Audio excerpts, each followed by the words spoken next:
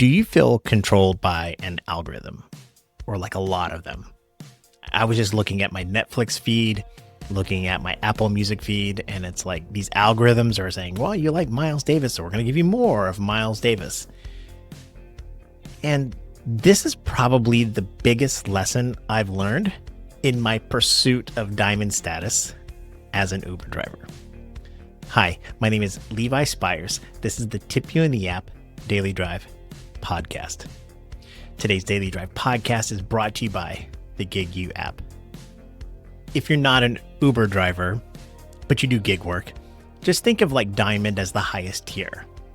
And the way you get to the highest tier is by accepting all of the rides. And my goal in becoming a Diamond driver isn't because I think it's better or worse than Blue. I just want to measure the two, and I've got a video coming out about that pretty soon. I can't wait to share it with you. But here's what I've learned. To go from where I was almost like at 6% acceptance rate up to, I think I'm at 74% acceptance rate right now. It means that I'm accepting 74% of all of the rides that Uber gives me. Is I feel like I'm losing control. Now, if you work at a job, you kind of don't have control. They'll set your schedule, they'll give you work assignments, etc. But when you're a gig worker, control and freedom is a big part of the job. It's a big benefit. I can work when I want to work. I can take the rides I want to take. I can take the orders. I'm in control. But to get to diamond status, I've given up a lot of that control. And then I started looking at all the different algorithms around me and what controls me. And I feel like the future, or today, whether it be my TikTok feed, Apple Music, you name it, YouTube, the algorithm's controlling me. Sometimes it's not bad, because it's true. I do like Miles Davis, and I do like Seinfeld, and I do like certain things. So I don't mind the algorithms delivering to me things that I want.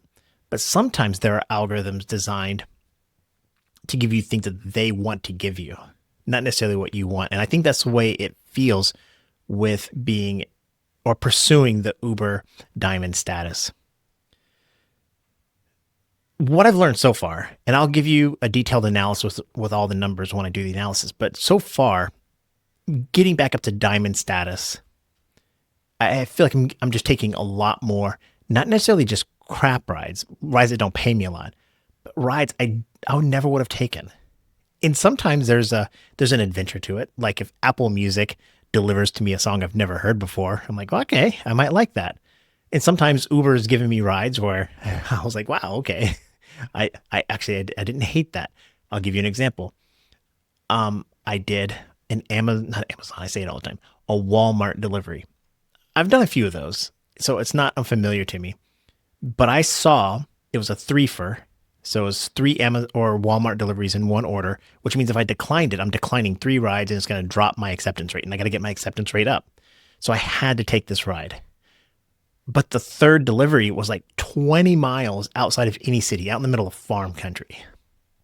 And in previous episodes, I've talked to you guys about how I'm a complainer and I'm a whiner. And the whole time I'm driving 20 miles north into the middle of the country, I'm complaining to myself, frick, why did I take this ride? And I felt like canceling, but I got like, this person probably had $400 worth of groceries. My whole Tesla trunk was full of this person's groceries.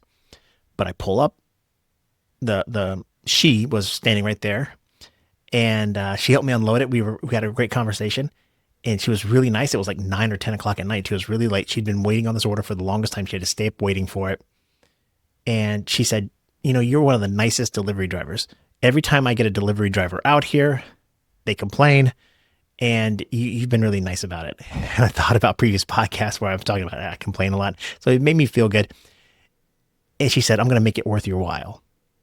And she did. If you've ever done a Walmart delivery before, the tip is already pre-built in. It's like any Uber Eats order. She added an additional tip to this order. And I was grateful. So there's parts of algorithms that are good because they can kind of design things that you want, or maybe give you new things that you never even thought of. And and I'm being really generous here with that trip. I mean, it was really nice I got a tip, but odds are I would have taken this trip and I would have been out in the middle of nowhere. But I want to get back to this idea of agency and having control. What I found is that I'm now reacting to the algorithm instead of having full control over the way my day is going to go. The reason why my acceptance rate was as low as 6% of the rides wasn't because I was necessarily looking for profitable, unprofitable rides. I mean, that's part of the calculation. But I really wanted to control the destinations where I was going to go. I wanted to stay in, the southeast side of Syracuse, around the Syracuse University, DeWitt area. And if you don't live here, don't worry about it. Or I wanted to stay in Ithaca.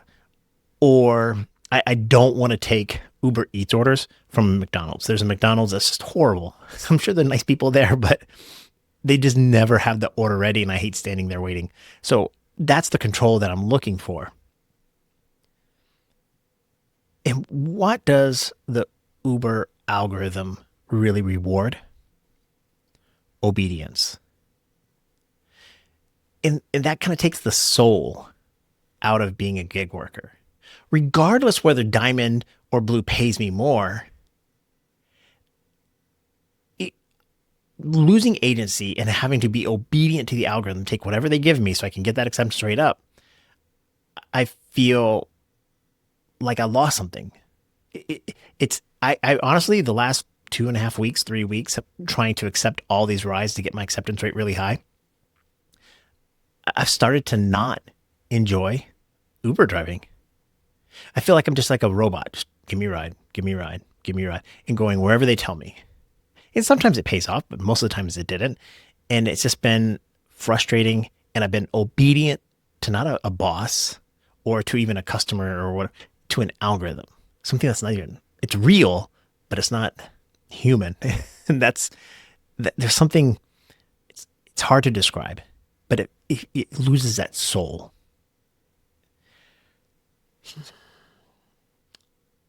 The thing is with algorithms, going back to like Apple Music, it recommends more artists like Miles Davis because it's convenient. An algorithm can simplify life, decision making. When I sign into Netflix, it recommends watch Seinfeld again. And I'm like, yeah, because I like Seinfeld and I'll watch Seinfeld forever, or Sicario or something like that. So there's a level of obedience, but it's also convenient. And so taking agency back also means taking risk. Being under the control of the algorithm gives me like, it's mind numbing. I don't have to do anything. Just, okay, tell me where to go. Whereas when I take agency back, now I'm in control, but it's also like I could be wrong. But there's risk and there's excitement to that. And it seems really weird talking about Uber driving like that, but I think about all of it. Do you scroll through TikTok? I do all the time. I waste a lot of time. And one kind of like theme of TikToks that I watch or like music recommendations. And I've found so many bands and artists and genres of songs that I've never thought of because of that. Because I'm not listening to it. I'm following recommendations for new stuff as opposed to what the Apple Music gives me. And ultimately it comes down to what am I gaining and what am I giving up?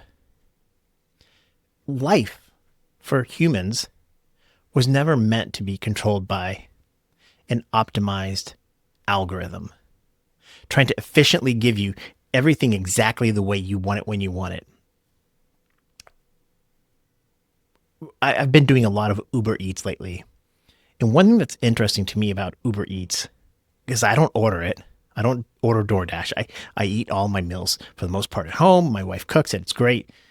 But the efficiency, it's got to be pretty amazing to go into your phone and pick the exact Chipotle bowl out that you want or the exact Five Guys burger or whatever you order and do exactly where you want it, and then hit a little button, and the money goes out of your account into the Uber account or wherever, and then you're like 35 minutes, and your Chipotle bowl will be delivered to you. If you're old like me, you remember the cartoon The Jetsons, and there'd be like those little things that deliver food. You say, I want an apple pie, and an apple pie will just show. I think it's on Star Trek too.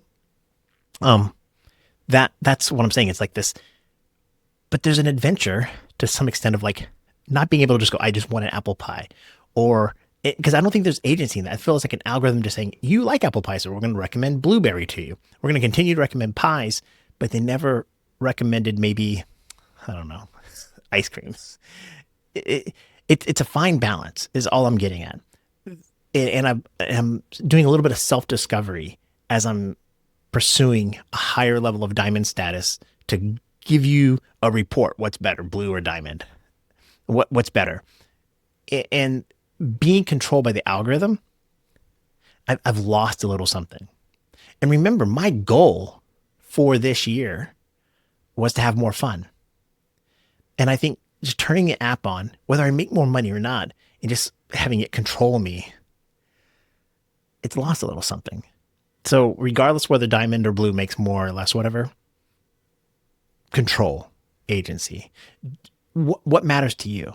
If you're a driver, if you're a gig worker, anything, do you want more control? Do you want more agency? Or do you want to have perfection optimized, delivered right here for you every single time? And where do you trade that off? I'm curious to know your thoughts on that. Now, I have a new segment that I've been dying to try out. Which ride tipped me? Now, this particular section is brought to you by the GigU app. GigU is a sponsor of the channel. I love them. It's great. It tells me the exact amount I'm going to get for every single ride. I love the way it calculates, and I can adjust the formulas. Please check out GigU. They're a great app. Thank you so much for sponsoring. I really do appreciate it. Now, which ride tipped me? This morning, I had 2 reservations. One of the benefits of being a diamond driver is they keep giving me a lot more reservations, comfort reservations. So according to Uber, they say if you're a diamond driver, we're going to give you higher rated rides or something like that. So, okay, I have gotten 2 reservations this morning, and I want to see what you think. And you can guess in the comment section of this video. There's a section where you can vote. Which ride do you think tipped me? Let me go through them. They're both comfort rides. They're both coming from colleges. The first one was at 3:30 in the morning. The passenger rating was a 4.9. They're going from Colgate University, an elite private institution, to the Syracuse airport at 3:30 in the morning. It was about an hour long.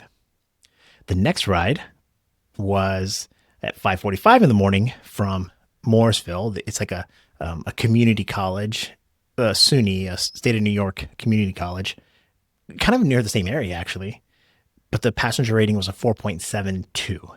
And they were going from that community college to the bus stop.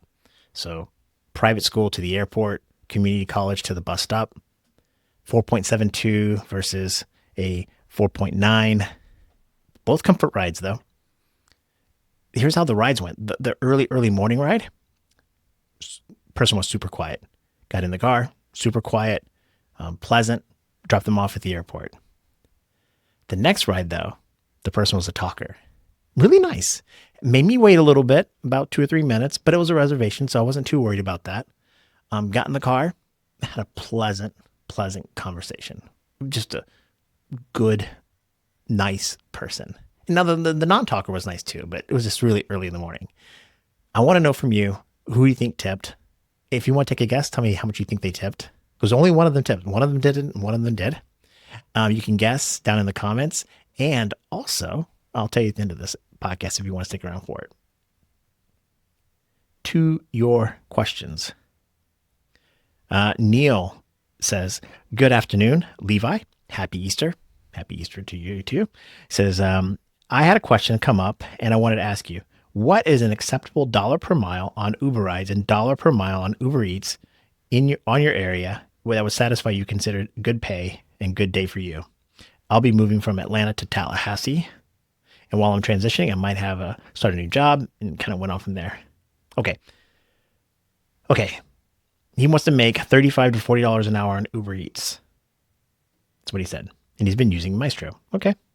I don't measure dollar per mile. That's the easiest answer for you. When I set up the GigU app, I look at how much money profitability am I making after every single or with the ride. So when the ride comes in, it says how much you're going to make per hour. Then it takes out my cost per mile. And then it gives me a profitability per hour on that ride. And it just depends. This morning, on a super slow Monday, I was happy with almost any ride I can get. Now, I was accepting all the rides, so there is that part to it. But more importantly, when it's really busy, I have a higher standard, a higher threshold. So I might decline other rides. It just depends. And so for me to tell you Tallahassee versus Atlanta versus up here in Syracuse, I have no idea. But I have a recommendation for you. Set your own standard. Set your own standard. What do you want to make? What are you worth? You know your costs. You can calculate it and do it that way. I don't have any problem if you want to measure it per mile, but I'm a per hour kind of person. I want to measure my profitability per hour, and that's why GigU does that. It's really good. I don't know if Maestro does that, but I'm sure it does some really good things too. Set your own standard. Whatever you want to make. I know there are Uber black people in Chicago that won't take anything for like less than $70, $80 an hour. They'll sit around and park for hours because that's their standard and they're okay with that. Me, my standard's a little bit less and I want to stay more busy and I want to try to maximize tips. Everybody's a little bit different. So yeah, that's my recommendation. Set your own standard. EWX says, Levi, you're making good points. I'm not sure what the video was. I forgot. But he says, however, you mentioned before, many of our conversations with our passengers begin with them asking, so what else do you do for work? Because the mentality of the general public is that no one would do this full time by choice because it sucks so bad. And he's talking about passengers and talking to passengers. And I think it's the video where I said, don't complain. On another note, he says, okay. When passengers ask me why I'm an Uber driver and how my day's going, I'm honest with them. Why am I an Uber driver? Well, it's because during COVID, I didn't want to work at a desk job and I just tell them the story. And I've probably told that story 1,000 times now, maybe 1,000,000. I've done it a lot. But the implication that nobody would do this for a living is kind of just not true because there's millions of drivers out there. And so there's like this thing to me that how can there be so many Uber drivers out there doing it and all of them be unhappy? I think it's just a culture thing. So I think some of the reasons why I get more tips like that lady out in the country is because I don't come at her going, oh, I had to drive all the way out of here in the middle of the night to give you all your groceries. When I happened to see her, I was like, yeah, my pleasure. Let me help unload all this. And I went, loaded it up on her porch. It was just trying to be as nice as possible. And I think, yeah, when people imply that this is a low paying job, so I might just even agree with them. Yeah, it is a low paying job, but I still like it. How's your night going? I only encourage you to just use caution when it comes to complaining about Uber. It brings your own spirit down, your own mentality, and nobody wants to carry your baggage for you anyway. Nobody wants to get in your car and hear you complain. So find a way to transition whatever you feel negative about when it comes to Uber and be positive about it. Because if you are driving, you're doing it for a reason. What is that reason? For me, I like to make the money and I like to meet the people. And I guess after this episode, I think I like agency. I like to have a little bit more control and not be dictated by an algorithm. Final question. He goes, why should I always tip you? Olu, whoever that person is. You shouldn't. You shouldn't always tip me. I don't always get a tip. I think today I did 5 or 6 rides. I think I got 2 tips out of 6 rides. It'd be great if you did tip, and I think it's a good thing for people to tip. And if somebody's earned a tip, tip them. Even if it's $1, just tip them. But if you don't want to tip, just don't tip. My only recommendation is if you are a non-tipper, tell the person serving you before they serve you that you're non-tipper. If you don't want to tip the waiter or waitress, go into the restaurant, say, hey, before I order the food, I'm just letting you know, I don't believe in tipping. Now here's my order. If you want to get in my car and be like, hey, just letting you know, Uber driver Levi, I don't believe in tipping. Now take me to my place. Then at least I'll know where we stand. That at least I know where we stand. Drivers for 2026. I really want you to have fun. I want you to have agency if that's what you want. Sometimes it's kind of nice to let the algorithm dictate to you, though, maybe. But I really want you to have fun. Remember why you became a driver. It's easy to let the negativity, especially of our industry, being controlled by algorithms, really weigh us down. And I encourage you not to. Find that thing that you like about what you do for a living and mine that gold for as much as you can get out of it. I want you to be safe. I want you to be healthy. I want you to be happy. Thank you so much for watching. My name is Levi Spires. I'm cheering for you. Bye.